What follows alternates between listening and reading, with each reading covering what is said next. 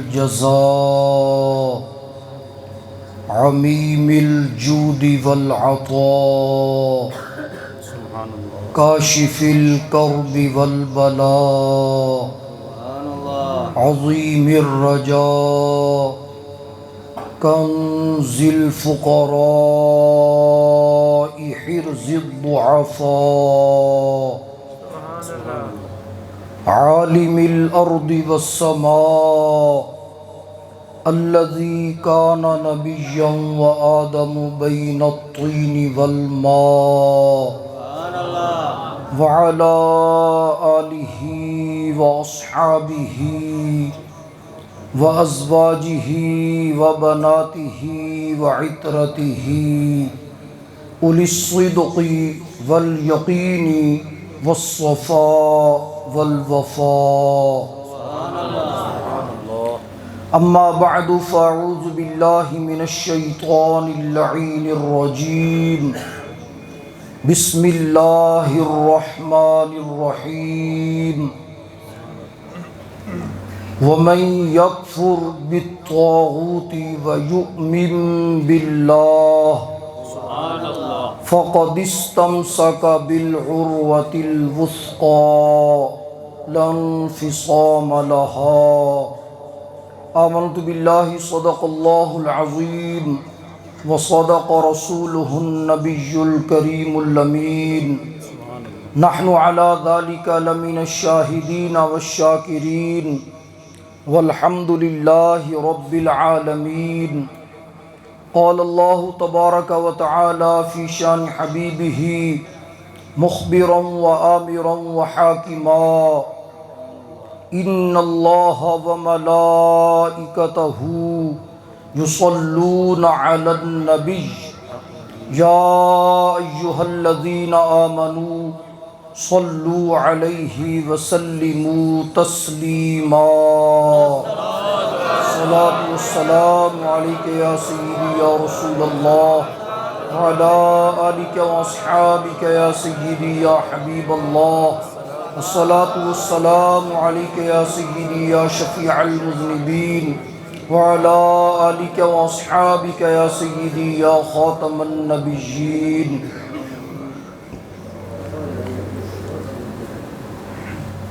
حمد و صلاۃ کے بعد نہایت ہی واجب الاحترام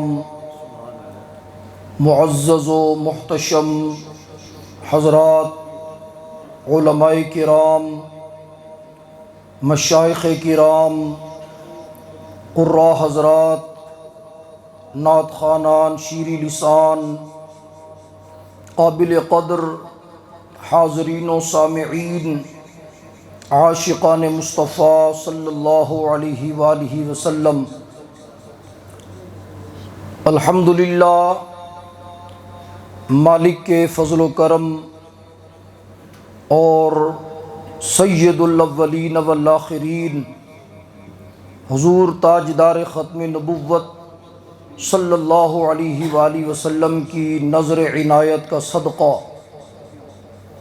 ہر سال کی طرح اس مرتبہ بھی سنی اتحاد کونسل کے زیر اہتمام یہ 10 روزہ عظیم الشان محفل انعقاد پذیر ہے. آپ حضرات بڑے شوق ذوق سے اس محفل پاک کا اہتمام انتظام فرماتے ہیں اور یقیناً روزانہ مختلف علماء کرام سے عقائد کے حوالے سے، فضائل کے حوالے سے بہت ساری معلومات آپ حضرات اپنے دامن کے اندر سمیٹتے ہیں. انداز ہر ایک کا اپنا اپنا ہے. حاضری سب نے حضور کی بارگاہ میں، حضور کی اہل بیت اطہار کی بارگاہ میں، حضور کے اصحاب با وفا کی بارگاہ میں پیش کرنا ہوتی ہے. میں نے آپ کے سامنے جو چند الفاظ تلاوت کرنے کا شرف حاصل کیا، یہ وہ الفاظ ہیں کہ جو مشہور و معروف آیت مبارکہ آیت الکرسی اس کے ختم ہونے کے بعد آگے یہ آیت مبارکہ شروع ہوتی ہے لا اکراہ فی الدین، دین میں کوئی جبر نہیں۔ اللہ تبارک و تعالی نے حق اور باطل دونوں کو واضح فرما دیا اور ہمیں اختیار عطا فرمایا۔ انتخاب کرنا، اختیار کرنا، یہ ہماری ذمہ داری ہے کہ ہم صراط مستقیم کو اختیار کرتے ہیں یا صراط منحنیم کو اختیار کرتے ہیں، ہم راہ ہدایت کو اختیار کرتے ہیں یا راہ گمراہی کو اختیار کرتے ہیں۔ یہ اللہ تبارک و تعالی نے ہمیں اختیار عطا فرمایا ہے۔ مختصر سا ایک جملہ عقیدے کے حوالے سے کہ اگر ہر بندے کو رب نے کچھ نہ کچھ اختیار دے رکھا ہے، ہر بندے کو رب نے کچھ نہ کچھ اختیار دے رکھا ہے، اپنے نفع نقصان کو وہ سمجھ سکتا ہے، اس کے پاس اختیار موجود ہے، تو جس کی خاطر پوری کائنات کو بنایا ہے اس محبوب کو رب نے کتنا اختیار عطا فرمایا ہوگا۔ سبحان اللہ و بحمدہ۔ اور پھر دیکھیں لا اکراہ فی الدین، اگلے الفاظ اسی مضمون کو اور واضح کر رہے ہیں۔ قد تبین الرشد من الغی، تحقیق رشد، ہدایت، رشد اسی سے بنتا ہے مرشد۔ ارشد یرشد ارشادا فہو مرشد، یعنی رشد پر چلانے والا، راہ ہدایت پر چلانے والا، اس کو مرشد کہا جاتا ہے۔ یہاں ایک اصلاح یہ بھی کر لیں کہ جب ہم نعرے کے اندر استعمال کرتے ہیں نا سیدی مرشدی، مرشدی نہیں، سیدی مرشدی، مرشد ہمارے ہدایت پر چلانے والے، ہمیں راہ ہدایت پر چلانے والے۔ مرشد اگر پڑھیں گے تو معنی بدل جائے گا کیونکہ مرشد مفعول ہے۔ رشد واضح ہو گیا، غی سے، گمراہی سے اللہ تبارک و تعالی نے رشد کو واضح فرما دیا۔ اور اس سے ایک اشارہ یہ بھی ہو گیا کہ مرشد ہوتا ہی وہ ہے جو رشد کو واضح کرتا چلا جائے۔ مرشد وہ ہوتا ہے کہ جو رشد کو واضح کرے، ہدایت دے۔ اور ہدایت کہاں سے ملتی ہے؟ بارگاہ مصطفیٰ صلی اللہ علیہ وسلم سے، یعنی مرشد سبب ہوتا ہے اس ہدایت تک پہنچانے کا جس کا منبع اور مرکز رسول اللہ صلی اللہ علیہ وسلم کی ذات ہے۔ قد تبین الرشد من الغی، اس میں بہت ساری باتیں ہو سکتی ہیں لیکن بات پھر لمبی ہو جائے گی۔ فرمایا کہ رشد واضح ہو گیا، غی علیحدہ، رشد علیحدہ، ہدایت علیحدہ، گمراہی علیحدہ۔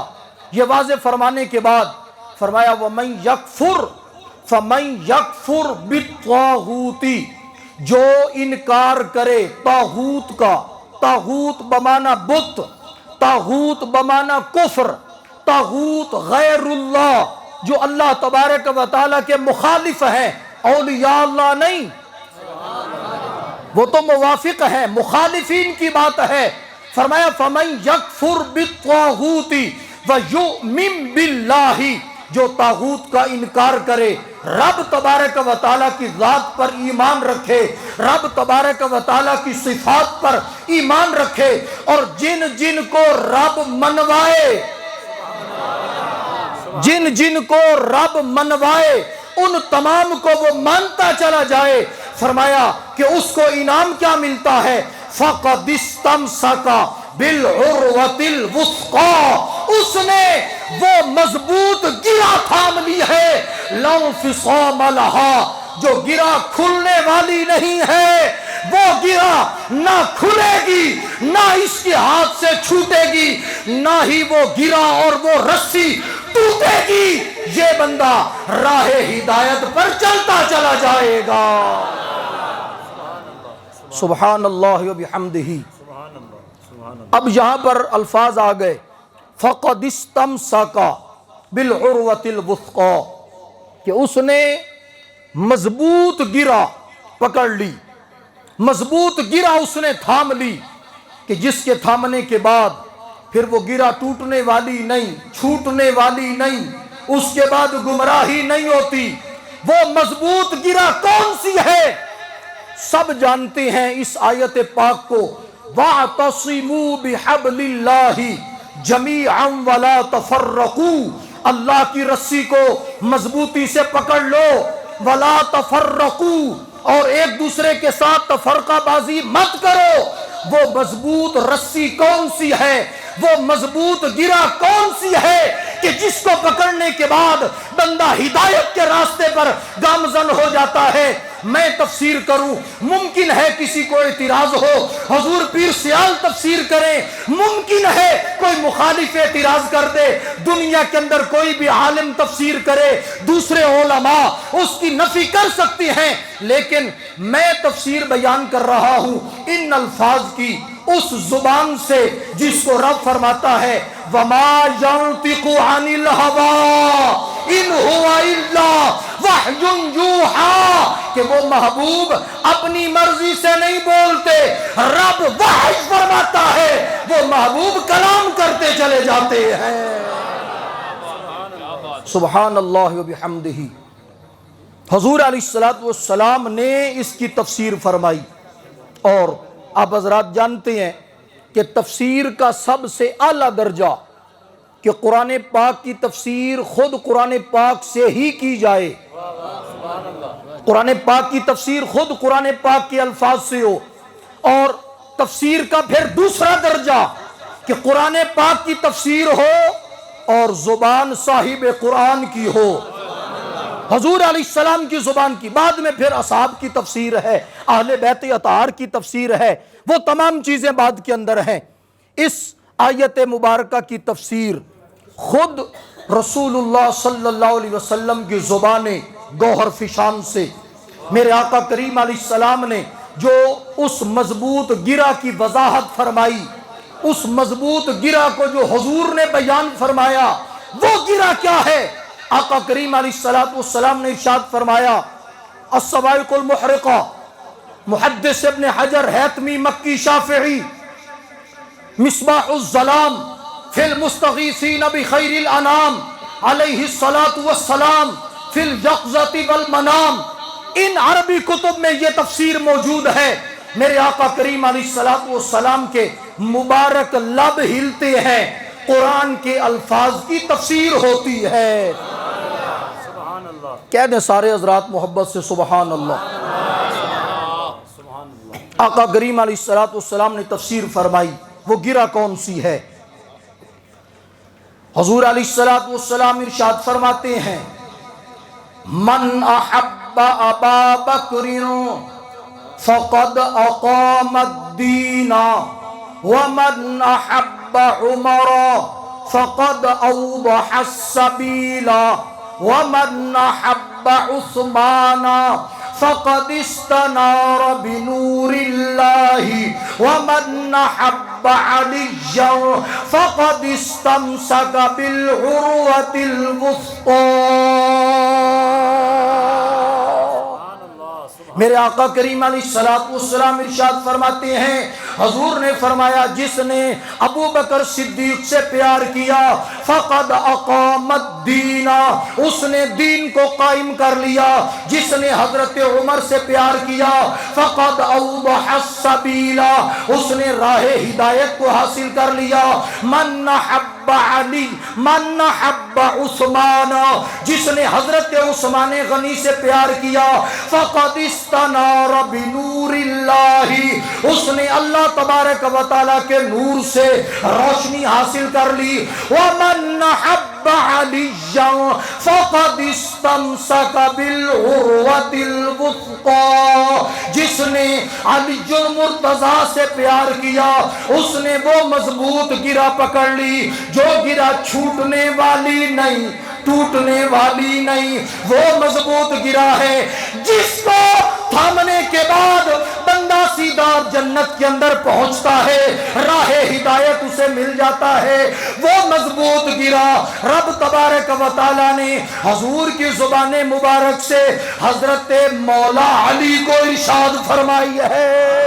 نعرہ تکبیر، نعرہ رسالت، نعرہ تحقیق، نعرہ حیدری، ذکر آل بیت و صحابہ۔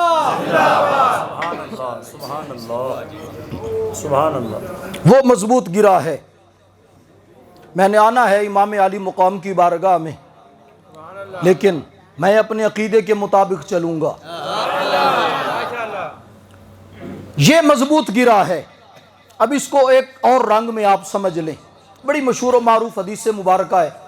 حضور علیہ الصلوۃ والسلام ارشاد فرماتے ہیں علیکم بسنتی وسنت الخلفاء الراشدین المہدیین، تمہارے اوپر میری اور میرے خلفاء کی سنت پر عمل کرنا لازمی ہے۔ کیوں؟ فرمایا کہ ہدایت والے ہونے کی نشانی ہی یہی ہے، ما انا علیہ و اصحابی، جو میرے اور میرے صحابہ کے طریقے پر ہوگا۔ اہل بیت اطہار، ان کی شان و عظمت کو اگر سمجھنا ہے تو طریقہ کیا ہے؟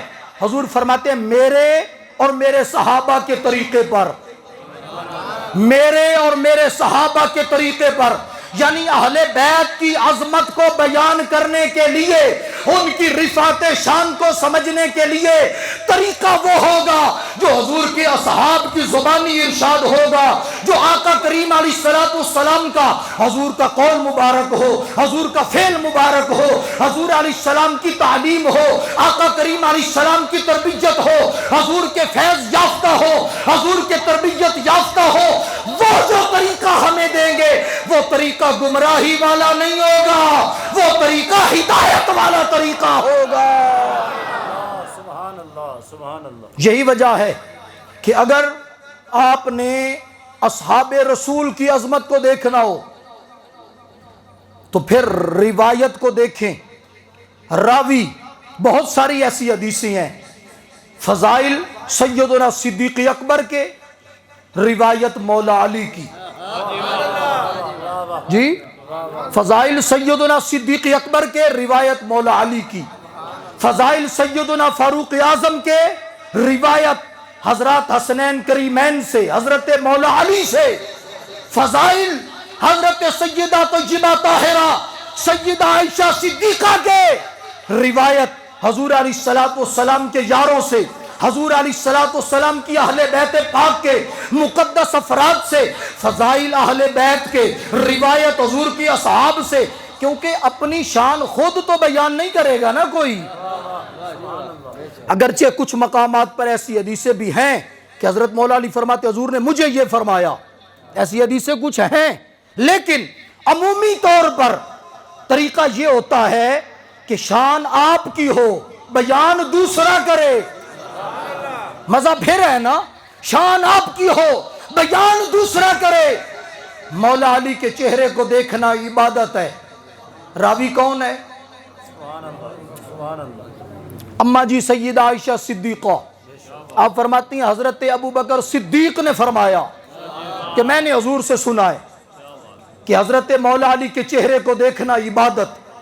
سیدہ فاطمہ الزہرا سیدۃ نساء العالمین ہے، وہ کائنات میں عورتوں کی سردار ہے۔ راوی کون ہے؟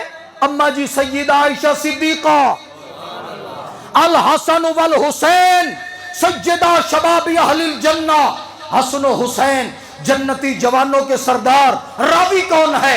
حضرت ابو سعید خدری ہیں، حضرت عبداللہ بن عمر ہیں، حضرت فاروق اعظم ہیں، حضرت حذیفہ بن یمان ہیں، حضرت عبداللہ بن مسعود ہیں، حضرت مولا علی ہیں، حضرت سیدنا ابو بکر صدیق ہے۔ فرماتے ہیں میں نے حضور سے سنا، حضور نے ارشاد فرمایا الحسن والحسین سیدہ شباب اہل الجنہ، حسن و حسین جنتی جوانوں کے سردار ہیں۔ سنیوں تمہیں مبارک ہو، ہم روایت کو بھی مانتے ہیں، راوی کو بھی مانتے ہیں۔ سبحان اللہ، نعرہ تکبیر۔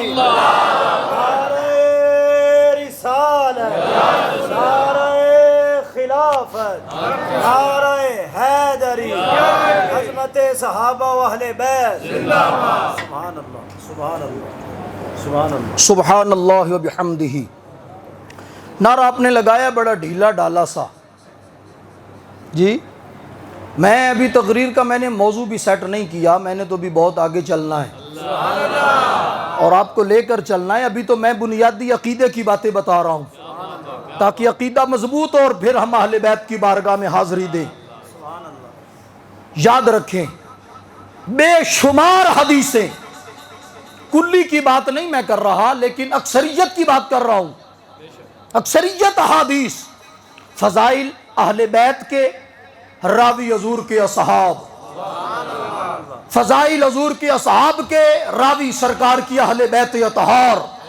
اور کیوں نہ ہو، قرآن کہتا ہے رحماء بینہم، یہ آپس میں شیر و شکر ہیں۔ یہ خواہ مخواہ تاریخ کی گھڑی ہوئی باتیں ہیں، تاریخ کی گھڑی ہوئی کہانیاں ہیں کہ جن میں ان حضرات کا آپس میں اختلاف اور معاملات وہ چیزیں بیان کی جاتی ہیں اور دشمنیوں کا رنگ دیا جاتا ہے۔ اختلاف رائے کوئی بری شے نہیں، اختلاف رائے ہو سکتا ہے لیکن دشمنی نہیں۔ خلاف ہونا اور ہے، اختلاف ہونا اور ہے۔ سبحان اللہ و بحمدہ۔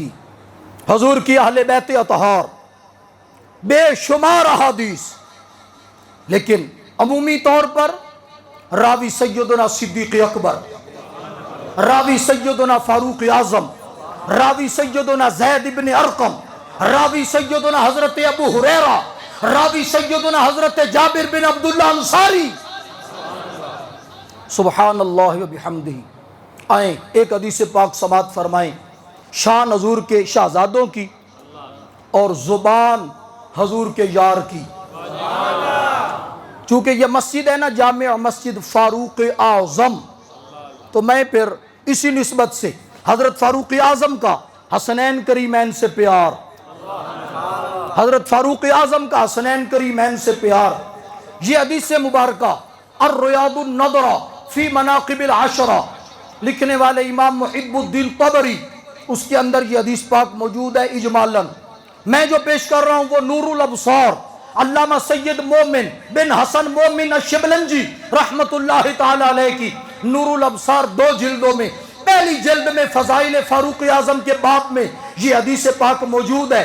آپ حضرات حدیث پاک سنیں، اپنے ایمانوں کو تازہ کریں، پھر عقیدے کی بھی وضاحت ساتھ ہوتی چلی جائے گی۔ سبحان اللہ و بحمدہ۔ ادھر ساؤنڈ والے دوست کدھر بیٹھے ہیں؟ سامنے بیٹھے، ماشاءاللہ۔ میں حدیث پاک پڑھنی ہے جناب، تھوڑا جا ذرا ذوق بڑھانا ہے۔ آپ کہہ دیں محبت سے سبحان اللہ۔ اپنا ساؤنڈ وہ کھولیں گے، آپ اپنا ساؤنڈ کھولیں نا۔ سبحان اللہ۔ نور الابصار علامہ سید مومن بن حسن مومن الشبلنجی رحمت اللہ تعالی علیہ ارشاد فرماتے ہیں، فرمایا لما استخلف عمر حمل الیہ مال یفرقہ فبدأ بالحسن والحسین رضی اللہ تعالی عنہما رضی اللہ تعالی عنہما فالتفت الیہ ولدہ عبد اللہ وقال یا ابت انا حق ان تقدمنی بالعطیۃ لمکانک فی الخلافۃ فقال له ہات لک ابا کابہما او جدا کجدہما حتی اقدمک بالعطیۃ فأعاد مقالة عمر على أبيهما فالتفت إليهما وقال سيرا له وفرحاه بأني سمعت رسول الله صلى الله عليه وسلم يقول عن جبريل عن اللہ عز وجل ان عمر سراج اہل الجنة فجاء وبشراه بذلك ففرح فرحا شديدا وقال خذا بهذا الذي ذكرتما بهذا الذي ذكرتما خط علي فجاء إليه وقال فجاء إليه وأخذ خطه بذلك فلما دنا قبض عمر قال لولده إذا مت فأدفنوني معي خط الإمام علي رضي الله تعالى عنه ففعل ذلك أو فوق ذلك أو دون ذلك أو كما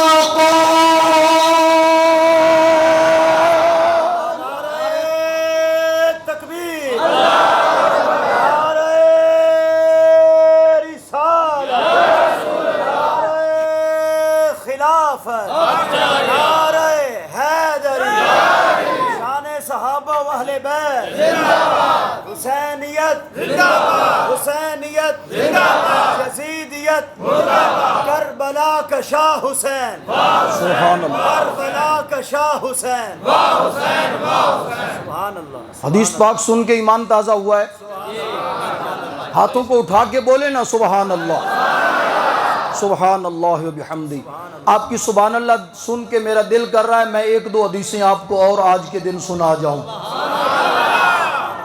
اس حدیث پاک کا مختصراً ترجمہ سن لیں لما استخلف عمر حضرت عمر خلیفہ بنے حضرت عمر خلیفہ بنے مال غنیمت مختلف جگہوں سے آ رہا ہے جہاد چل رہا ہے مال غنیمت آ رہا ہے حضرت عمر رضی اللہ تعالی عنہ آپ کے پاس مال غنیمت آیا آپ نے تقسیم کرنا شروع فرمایا اور سب سے پہلے کسے دیا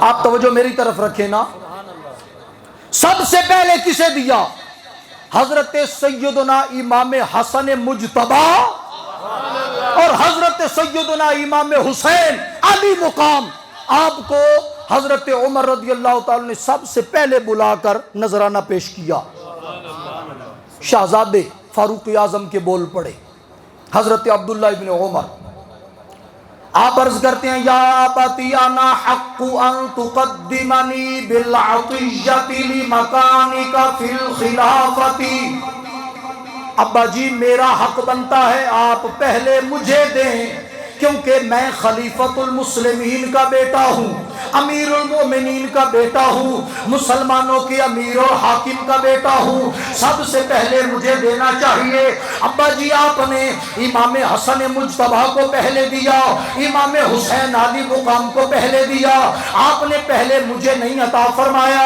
اپنا ذہن صاف کرتا جانا صحابی کے حوالے سے صحابی نے یہ بات اس لیے نہیں کی کہ صحابی کو حضرات اہل بیت اطہار سے حسد تھا حضرات اہل بیت اطہار سے بغض تھا دشمنی تھی سوال کرنے کا مقصد اور تھا حضرت عبداللہ بن عمر چاہتے تھے اگر میں سوال نہ کروں یہ معاملہ یہی ٹھپ ہو جائے گا یہی بند ہو جائے گا اس راز سے پردہ اٹھانے کے لیے میرے سوال کی ضرورت ہے میں سوال کروں گا عمر جواب دیں گے حسنین کی عظمت واضح ہو جائے گی